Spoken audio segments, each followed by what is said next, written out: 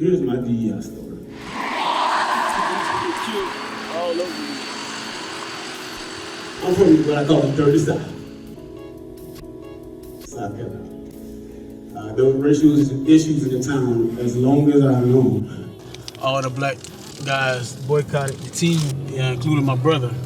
That's a whole story in itself. But when it happened, Reverend Singleton, who was the leader of the NAACP in his region, probably the state, but also the preacher at the church over there, they fired him for helping them with the walkout. He was a science teacher at my middle school. But I remember, and I want to go back to the news because I was on the news that day with my mama. And the news was like all in my face. It was weird because I ain't never had a camera in my face.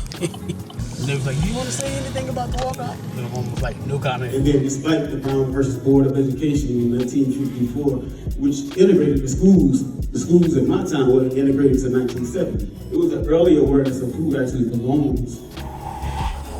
Conway Tigers. The black high school is Whittemore.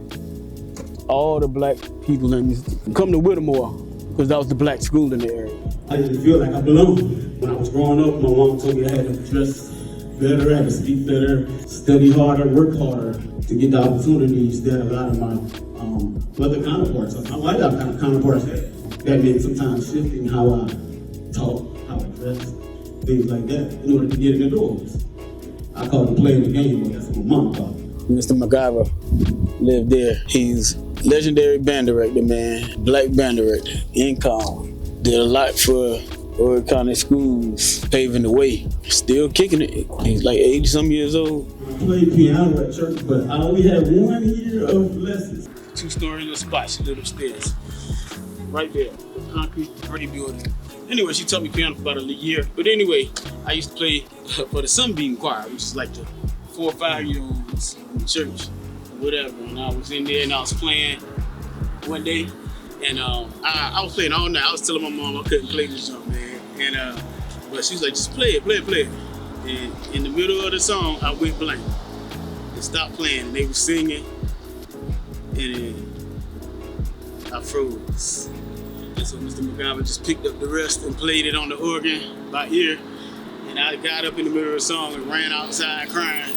At that point, though, I could have stopped playing because it was just so, I felt so bad, man, so public. And I don't think I really messed with piano for a long time after that until I went to, to high school. I started messing with it a little bit again. As a kid, I often thought about, all right, man, we at school, while we're learning this, but at home, I'm listening to this music. And at church, I'm singing this music, but where's the cultural music in music education? I always wondered. They used to ask us to teach Sunday school. Sunday school was a big deal. Like, it used to be packed of kids. A lot of churches ain't packed like that for kids no more. Old narrative that only one lineage of music counts. Some frame the two systems as if one is legitimate and the other is expected. That's not a musical artist. It's a historical one. It's a cultural one and it's a DEI.